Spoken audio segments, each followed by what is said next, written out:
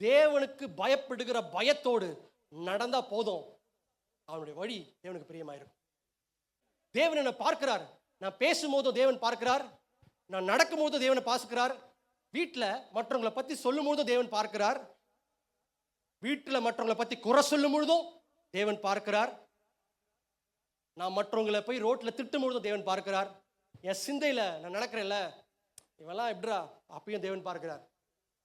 இந்த பயத்தோடு ஒரு விசுவாசி எப்போ நடக்கிறானோ நான் சொல்வேன், these are the 3 things that pleases God. எப்போ பிரதர் ஆண்டவர் எதிராளிகள் எல்லாவரையும் நமக்குள்ள சமாதானமாய் போக பண்ணுவாரு? நீ விசுவாசத்துல நட.